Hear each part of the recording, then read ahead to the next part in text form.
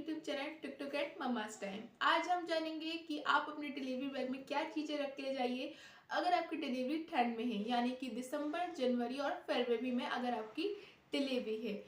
आज मैं अपना एक्सपीरियंस शेयर करूंगी कि मैंने अपने डिलीवरी बैग में क्या क्या चीज़ें रखी थी, क्योंकि मेरी डिलीवरी भी लास्ट ऑफ दिसंबर में हुई थी। तो चलिए शुरू करते हैं आज की वीडियो। तो सबसे पहले मैं आपके लिए बताऊंगी कि आपको अपने लिए डिलीवरी बैग में क्या रखना है। आपको सबसे पहले 2 या 3 मैटरनिटी गाउन रखनी है, मतलब फीडिंग गाउन जो आती है जो वो रखना है, क्योंकि फीड जब आप अपने बच्चे को फीड करवाओगे तो उससे आसानी होती है, क्योंकि वहाँ चेन लगी रहती है। आप नॉर्मल गाउन मत रखिएगा, क्योंकि आपको पूरी गाउन को ऊपर करके फिर फीड करवाना पड़ेगा, इसलिए फीडिंग गाउन जो आती है वो रखिए और उससे आसानी होगी आपको अपने बेबी को फीड करवाने के लिए। और आपको सेकंड चीज़ क्या रखनी है, आपकी डिलीवरी ठंड में हो रही है तो आपको सॉक्स रखने हैं, अपने स्कार्फ रखना है और जितने भी स्वेटर होते हैं वो रखने हैं। ये 2 या 3 रखिए, ठीक है।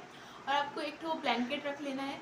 आपकी नॉर्मल डिलीवरी हो या फिर सी सेक्शन हो, नॉर्मल डिलीवरी में 1.5 दिन में डिस्चार्ज कर देते हैं और सी सेक्शन में 3 दिन में कर देते हैं डिस्चार्ज। तो आपको ये चीज़ें अपने बैग में रख लेनी है अपने लिए। सेकेंड चीज़ आपको ये रखनी है कि आपको सैनिटरी पैड रखने, क्योंकि नॉर्मल डिलीवरी हो या फिर सी सेक्शन हो, ब्लीडिंग दोनों में होनी है, तो आपको एक बड़ा पैक सैनिटरी पैड का रख लेना है। और थर्ड चीज़ आपको ये रखनी है कि आपको अपने टूथपेस्ट जो हाइजीनिक की चीज़ें होती है वो सब रख लेना है एक छोटे से बैग में।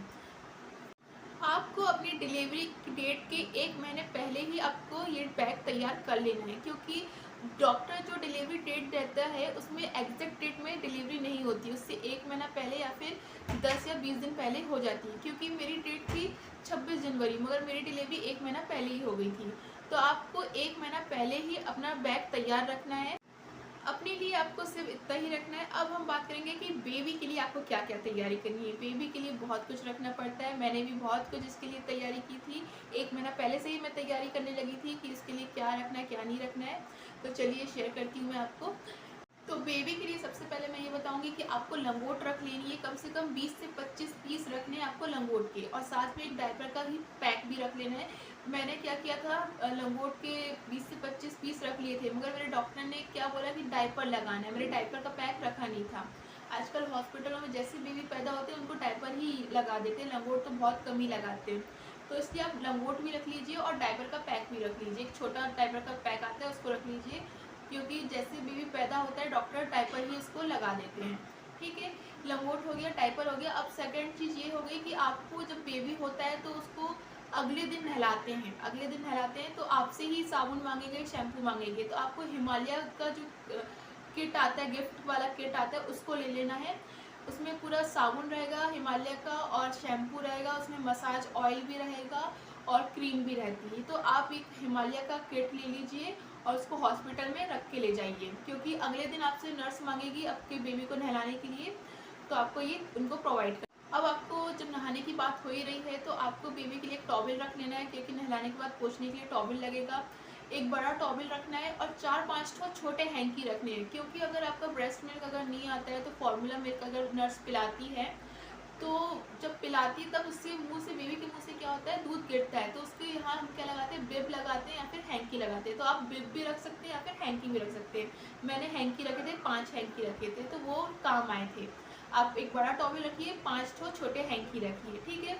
25 से 25 लंगोट और एक डायपर का पैकेट, ठीक। अब हम जान लेते हैं कि ठंड के कपड़ों में बेबी के लिए क्या क्या रखना है। आपको मिटन्स रखने हैं, जो हाथ के दस्ताने आते हैं, मिटन्स कम से कम 2 से 3 मिटन्स रख लीजिए, इनफ है वो।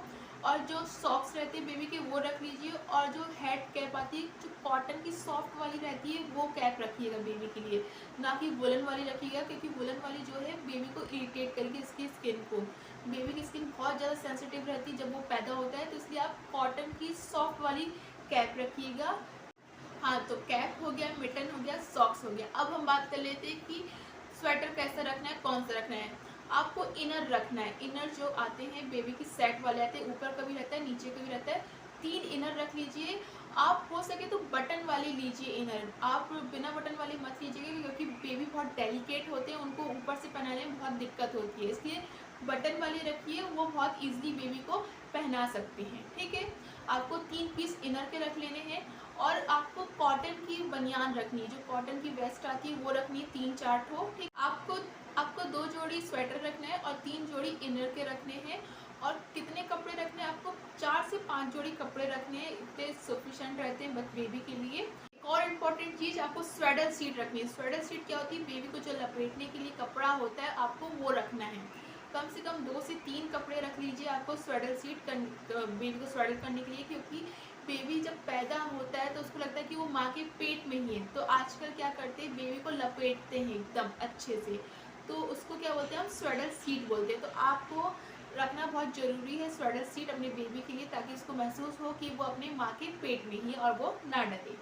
बात कर लेते हैं बेबी की बेडिंग की, मतलब बेबी किस में सोएगा।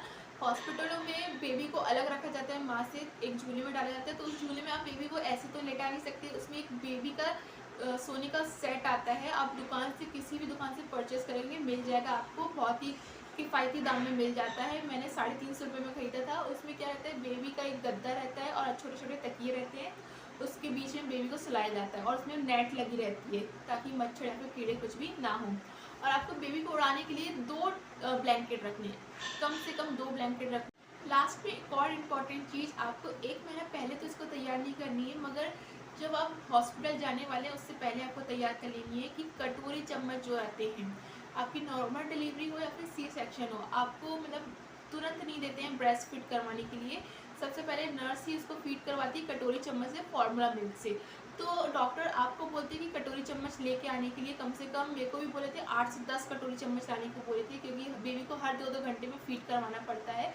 तो आप पहले से ही 8 से 10 कटोरी चम्मच खरीद लीजिए और उसको अच्छे से स्टरलाइज करके रख लीजिए जब आप जाने वाले हो हॉस्पिटल, उसके 1 दिन या 2 दिन पहले। ठीक है, आई होप आपको मेरा वीडियो पसंद आया होगा, तो प्लीज़ लाइक करें, सब्सक्राइब करें, शेयर करें। Thanks for watching my video.